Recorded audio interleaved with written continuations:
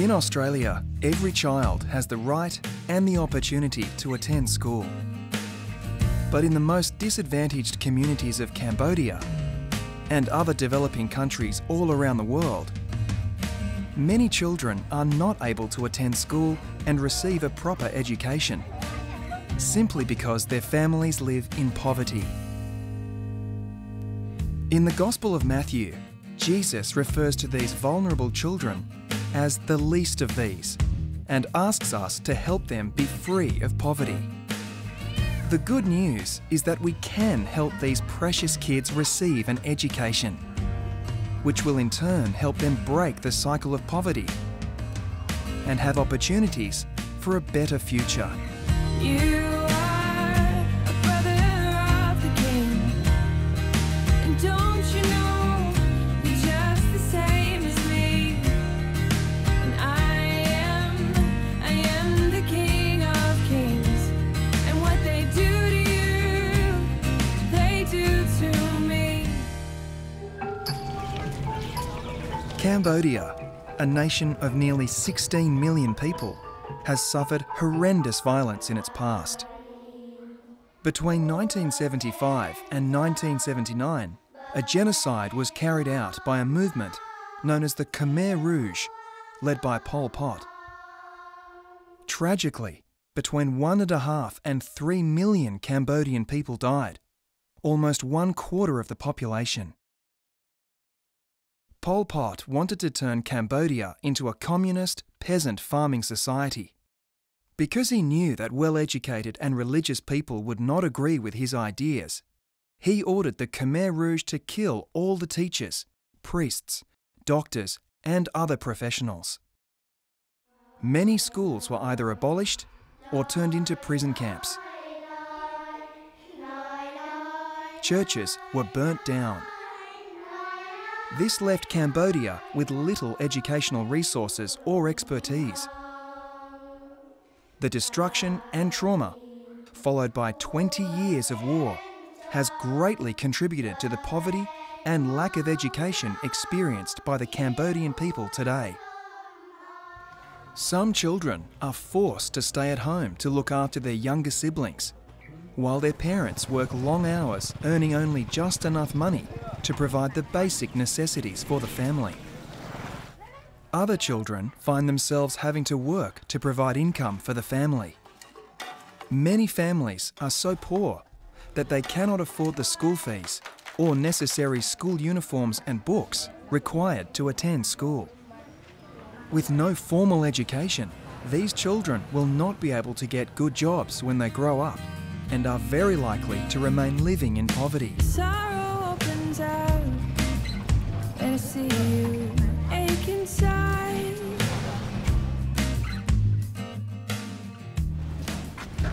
Sister Eulie and her fellow Daughters of Charity have come up with an exciting and innovative new initiative to help these children receive an education and have the opportunity for a bright and hope-filled future.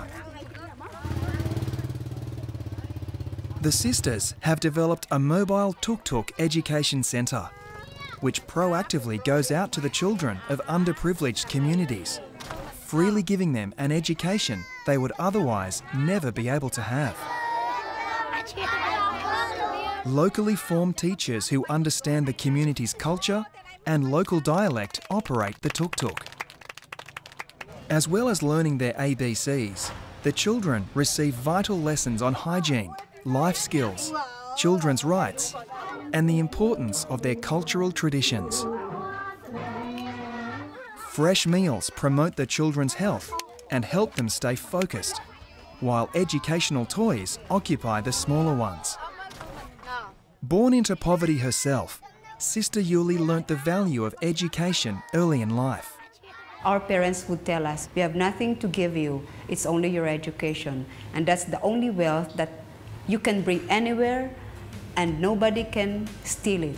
And now, Sister Eulie is providing the children of her community with the wealth of education through the Mobile Tuk-Tuk Education Centre. It gives them education, it gives them good health, it makes them happy because they're able to play. Hope begins to spark. when I know you're in his eyes, reminding that he's with the least of these tonight. In Bong Trabek village, 10-year-old Marley cares for her 4 younger siblings, including little sister Kesor. Home is one small room in a busy and unsafe part of the neighbourhood. Marley's mother, Hong, works all day selling shells on the street, barely making enough to survive. Sadly, with Marley's father often absent for long periods, Hong has no choice but to leave the children alone at home. I feel scared that something bad will happen to my children when I leave them alone all day, like being stolen or abused. But I know they're safe when the tuk-tuk is here. Marley cannot go to school, so I thank you for the tuk-tuk coming to us. Marley seems so happy, and I want her to have a good future. I want to learn Khmer and English. I also like taking my sister to the tuk-tuk so she can learn. I want my sister to become a doctor. If these children receive a good education, these children will become more free to decide for their own lives, to improve their own lives. These children will be freed from the poverty which their parents are experiencing now.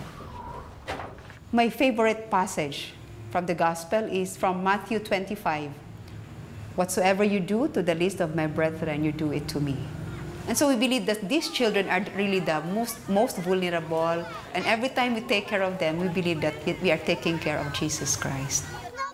For the tuk-tuk project to visit Marley's village, the sisters need to pay for the tuk-tuk's petrol, the fresh meals for the children, and the wages of the driver and teachers. Sadly, at the moment, the sisters only have money for the tuk-tuk to go to Marley's village one morning a week, and this is not enough for the kids to receive a proper education.